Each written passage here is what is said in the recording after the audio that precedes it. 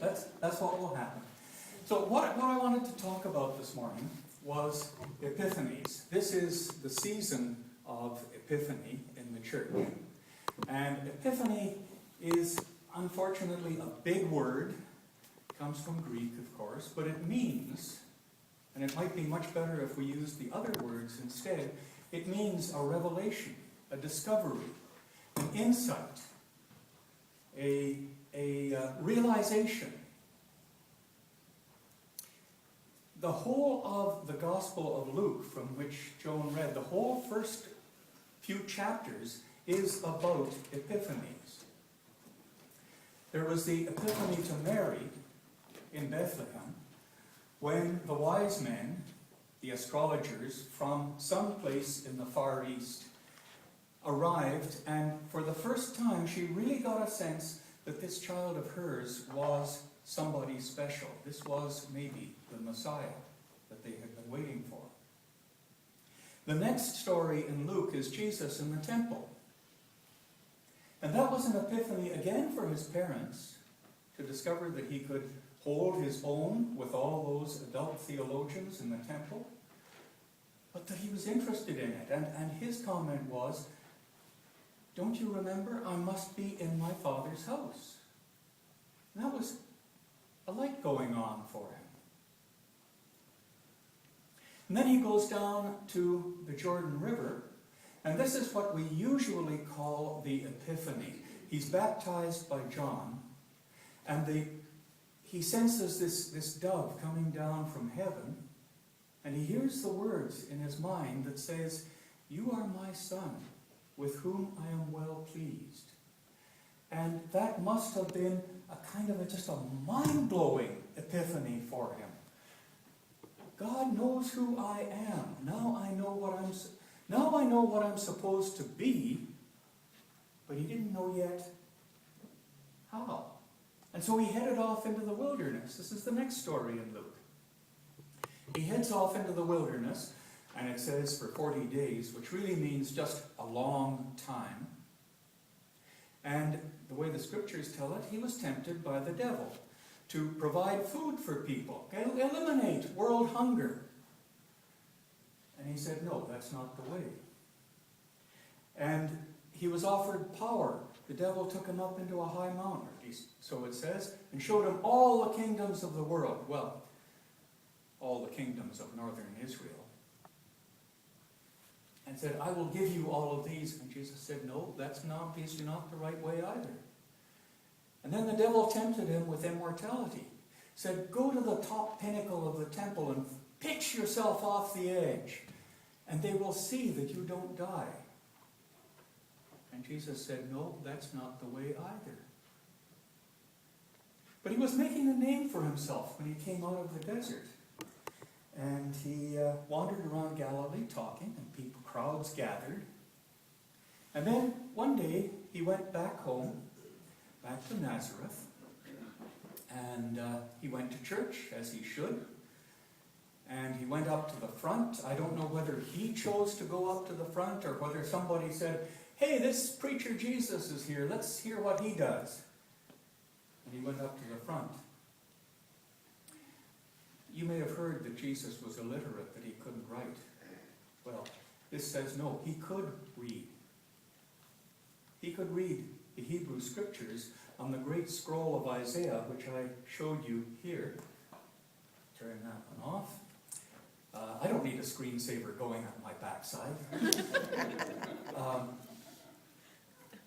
And I don't know how closely you were listening to what Joan read. They had a different tradition from us. If you go to some churches today, when they read from the Gospels, you stand up. In the Hebrew tradition, when you read from the scrolls, from the Torah and from the prophets, you sit down. Sorry, Margaret, you have to keep adjusting that. That's okay. And he sat down to read. Now, they had a lectionary, so that all the significant parts of their scriptures, of what we call the Old Testament, would get read over a period of 3 or 5 years. Everything would get covered. And so it wasn't that Jesus went up and opened the scroll, and he chose this place to read, it would be opened. It would be already at that spot. He would know what to read. But it would be about 10 verses. And he read the first verse. And then he closed the scroll. Because the scroll said, do you have the words there?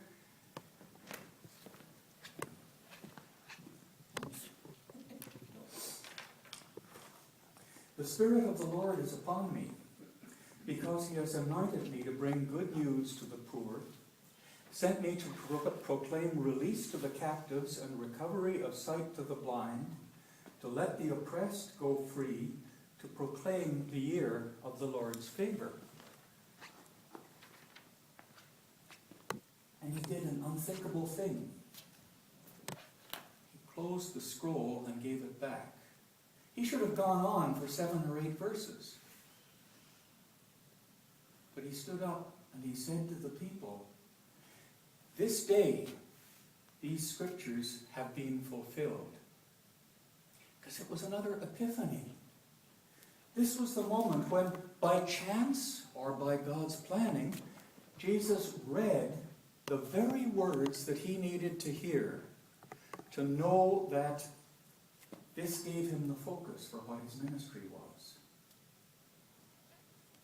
To give sight to the blind. Not just the blind who can't see with their eyes, but the blind who can't see with their minds. To open ears. To proclaim release to the captives. And again, not just the captives who are behind bars, but the people who are behind the bars of their imagination. They can't think of anything beyond what they've already had. This is one of those things about epiphanies that's really important. It's not just in... You know those pictures in the cartoons where the light bulb on top of somebody's head goes on? I actually brought a light bulb to show off, and then I thought this is going to be a little bit too dull. But the thing about the light bulb going on is that it has to stay on. You can't just have that flash of insight and then do nothing about it. That's not an epiphany. It's an epiphany when you get that insight, when you realize that there's something new, something different, something that you have to deal with, and you let it change you. Now, when Jesus went out from Nazareth, he went out to give sight to the blind, to open the ears of the people whose minds were deaf, to proclaim release to the captives who were trapped in their ways of doing and couldn't think of anything else. This is one of the problems with epiphanies. Because you have this light bulb go off suddenly, and then you say to yourself, but I was always taught that. Now, I work with language, so anytime somebody tells me that I was always taught that you can't start a sentence with the word and, they will stick with that through their lives, because their grade 7 teacher taught them that. Their grade 7 teacher was 50 years ago. And things may have changed, but they won't take the new idea. Or they will say to themselves, but if I accept that, I might have to admit that I was mistaken about something before. That's what's happening right now, I think. Sorry, I can't get off this subject, but that's what's happening in the States. With all those people who insist that guns give them freedom. They cannot... To admit that guns actually give people the freedom to kill would mean they'd have to admit that they were wrong. And so they won't accept that epiphany. Or they say that I might have to change my friends. I might have to find a new social group to meet with. And so they reject these epiphanies.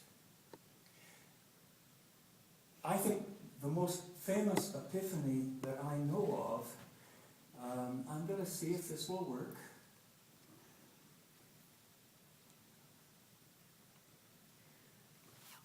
Some of you saw the movie 2001. Remember that? Where's the music?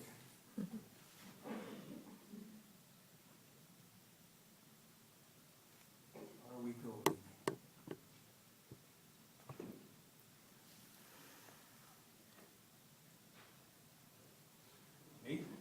Maybe we're not.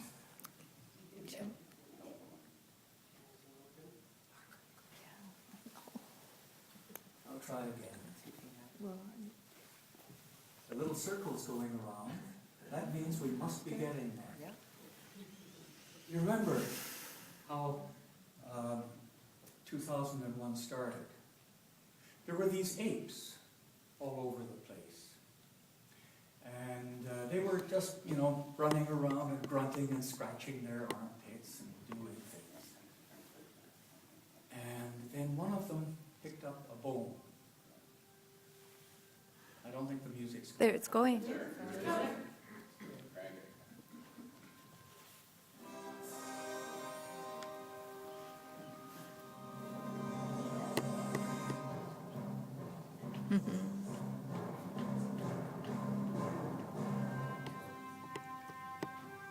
And first of all, he just used the bone to beat some other bones. It was a toy. It was a way of making noise and smashing things. And then they were attacked. And he realized that this bone in his hand was more than just a toy. He could use it to drive off those attackers. It was also a tool for defense. When he drove them away, he looked at this bone and he flung it up into the air. And it circled there.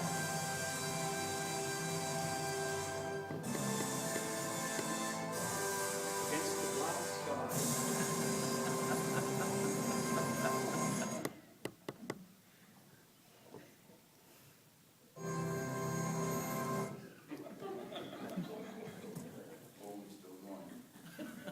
And a different set of music came on. You remember it?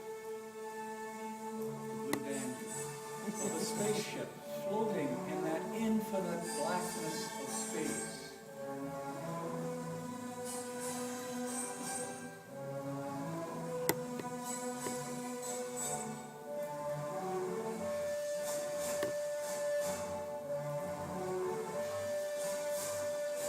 Gotta turn this off.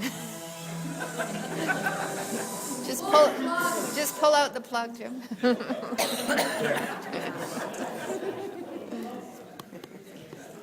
But do you see what the epiphany was here? He started off with something that was absolutely meaningless and discovered that it was a tool.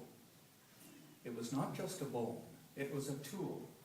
And the way 2001 described it, that tool set up all the other tools that we have ever had. It changed the world, including the tool that was up in space. What's his name? Richard Hadfield is up right there playing a guitar in the International Space Station and tweeting to all the people down below. Those are all tools. And they came about because somebody had this epiphany that this thing was not just a bone. This was more. This could change him. This could change his tribe of apes. And ultimately, it changed us. That's the key about epiphanies. We have to pay attention to them. John, I don't mean to make fun of you. Yes, I do mean to make fun of you. But John and Jim Hanna were standing in the kitchen one day, and Jim was talking about one of the epiphanies in his life that had changed his understanding of God, of Jesus, of the church. And Jim, of course, can get quite enthusiastic about these things when he talks about his history. And John said, this is the way Jim Hanna tells us, John said, Jim said, I had that epiphany. And John said, oh, that's interesting. Maybe I should have one of those someday. Well, we all have epiphanies. We all have epiphanies. And we have these insights. But the problem in most cases is that we don't let them take over. We don't let them change us so that we respond to them. Epiphanies come, there's the bulletin. I put this picture on the front cover deliberately. That should have been an epiphany. This is the picture of Earth, one of the first pictures of Earth that was taken from far enough out in space that you could see the whole Earth, not just part of it. And if you look at it, there are no national boundaries on there. There's nothing that says, this is Iran and this is Iraq. This is the United States and this is Canada. There's nothing there that says the debris from Japan has to stay in Japan. It can't drift across the Pacific and end up on Canada's shores. There's nothing there that says an illness that starts in the Belgian Congo somewhere can't come over here and be fatal. Or a cold that starts in China can't come over here and turn into the SARS epidemic that we had. There is just one Earth, and it's all we have. And if by our standard of living or industrialization, whatever it is, we start changing the climate of that Earth, it doesn't affect just somewhere else. It's also us. And what we do with our wealth, what we do with our oil sands, what we do with our uranium affects people everywhere else. You probably don't read about the effects of all of the depleted uranium ammunition that was used in the Iraq War. They use uranium because it's very, very heavy.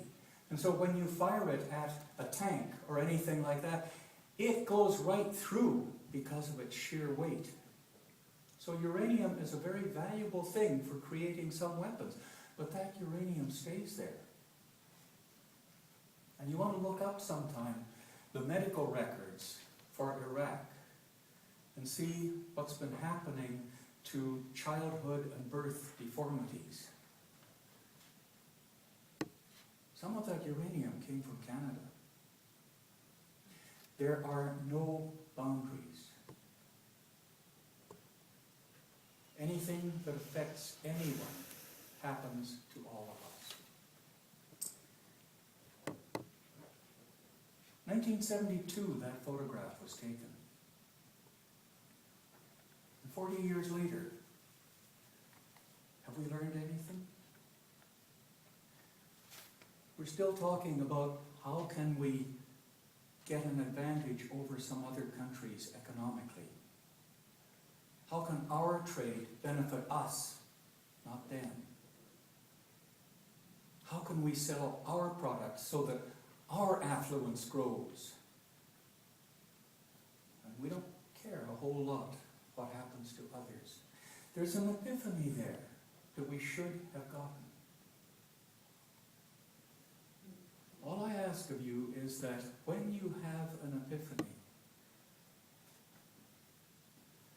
if it comes from God, it's not something to shrug off. God never says, reject the new things I'm showing you. Pay attention to it. Consider, if you take this epiphany seriously, how will it change your life? When Jesus opened that scroll and he read about giving sight to the blind, about freeing the captives, he didn't say, oh, that's Isaiah, that's 800 years ago, that really doesn't speak to me anymore. He said, that speaks to me. This is what I have to be. When you get an epiphany, say to yourselves, this speaks to me. How do I have to be different?